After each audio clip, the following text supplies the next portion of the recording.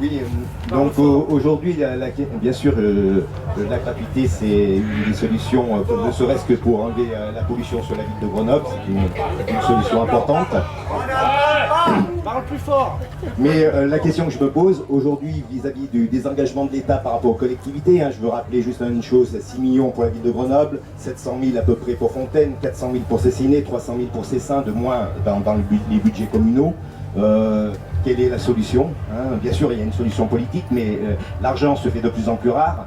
Le désengagement de l'État par rapport aux collectivités est important et on a de moins en moins d'argent. Donc, comment voyez-vous les choses en termes de solutions? Bien sûr, il y a des solutions de fiscalité, ce que disait Yann, une fiscalité ne serait-ce que sur les bâtiments, sur la taxe foncière et la taxe d'habitation qui est injuste.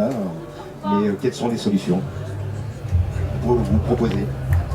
Je ne vais pas continuer sur la gratuité comme phénomène sociétal, parce qu'il y en a tellement d'interventions qui ont traité le sujet d'une manière formidable. Moi, je ne vais pas rajouter mon grain de sel, mais je vais profiter de la présence de M. Yann Mongabourou, écologiste, et on a un peu oublié les questions environnementales.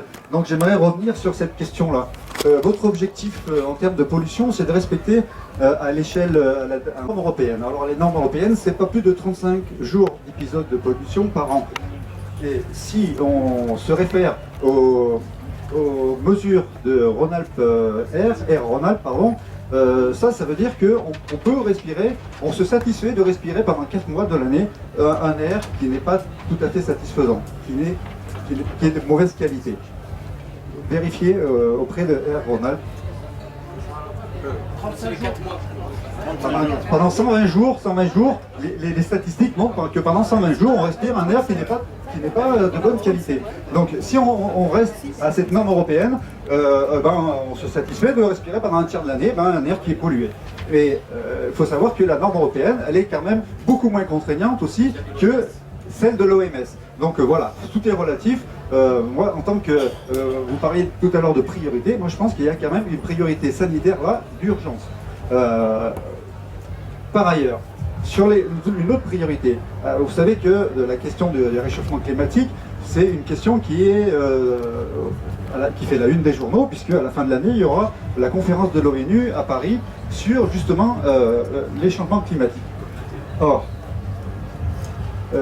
cette conférence devrait déboucher sur des solutions pour limiter l'échauffement de la planète à 2 degrés. Alors, tous les spécialistes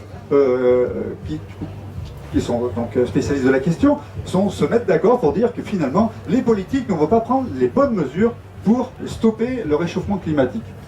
Donc, moi je m'adresse aux élus locaux, puisque au niveau national ou mondial, les mesures ne vont pas être prises. Est-ce qu'au niveau local, on ne va pas laisser cette fuite en avant vers la catastrophe annoncée, mais est-ce qu'il n'y a pas des solutions, est-ce qu'il n'y a pas des mesures à prendre au niveau local pour limiter les émissions de gaz à effet de serre, notamment, on le sait, les transports en commun, c'est une solution. C'est pas la solution globale, mais ça fait partie de la solution.